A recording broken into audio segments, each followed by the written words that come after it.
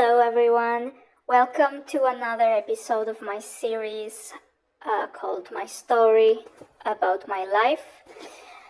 In this one, I'm gonna be talking about my life after the multiple sclerosis diagnosis. Like I said in the previous one, after I found out about having multiple sclerosis, I was in a kind of not so productive era of my life.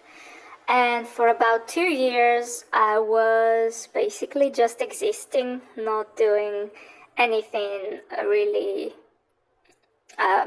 helping me to grow as a human being or be like very productive.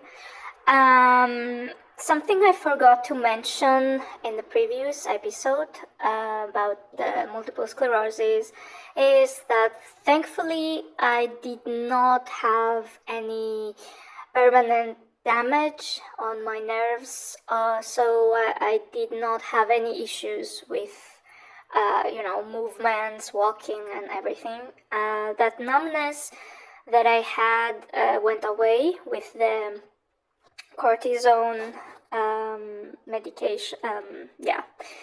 Medication. After that, I was just having the medication, the injections for multiple sclerosis 3 times per week, which were causing me many side effects. I was having like every other day, basically, I was having those side effects. If someone is listening to this and does not know about this specific topic, so that injection usually is to prevent any awakening of the disease of multiple sclerosis, and to some people it creates some side effects, which are feeling like very tired, feeling sick, maybe sometimes having some fever, and flu-like symptoms, I could say. So for me, it was like that. I was having those flu-like symptoms, which was also like making my life a little bit harder in that sense, because I could not live completely carefree, because first of all I had in my head stuck the idea that, oh my god, every 3 times per week at the specific time that I was doing the injection, because it should be in a specific time and specific days. I should be at home, even if I had to go somewhere with a friend or whatever. Like I had that thing in my head that, oh my god, I can't, I am really, like, I was putting obstacles in my life, basically. So yeah, after that, for a while I was looking for a job after those 2 years.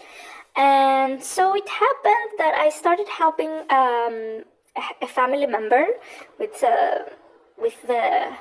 it was basically my sister's husband. He was having a company, so I started helping him with some, documents, some things, whatever. And slowly he started saying that he would need more help with those things. So he asked me if I would like to work for him. My relationship with him was not the best in general. I never liked him, but since my sister wanted to marry him, and since she got married to him, I started thinking like, I have no reason to not like this person, So I did not like him very much, but I could handle, like, I could be in their company and everything like that. So I I did not want to work for him in the beginning because I thought it's not a very good idea. You know, family, working together, it's not very smart. But all in all, I then accepted because we were talking with my mother as well. My mother seemed to really like the idea of me working for him because she thought that whatever I might need in the future because of multiple sclerosis, he's gonna be very understanding and he would like treat me very well and have very good, I would have a very stress-free work life, which was not the case, of course, unfortunately, but I'm gonna get into that later. So, yeah, I started working for him. It was not ideal. It was like for me really, really frustrating. It gave me a lot of anxiety. It made me feel like shit. And yeah, all in all, we were having a lot of arguments here and there. It was not the best. I mean, after that experience, I started thinking that it would be better for me to work for someone that I didn't know. It would be much better. It was hell for me. I was working for him for approximately 4 years. So those 4 years were the worst of my life working for someone.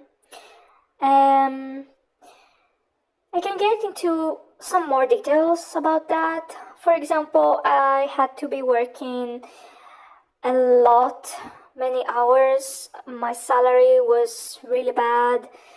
And what happened was that I was also feeling like I owe that person because he took me to his work when I did not have anything else to do in my life. I was in my lowest point. He gave me work, he gave me something to do, he was paying me. Of course, with very, very small salary, but still I was made to they made me, he and my sister as well, because they shared opinions.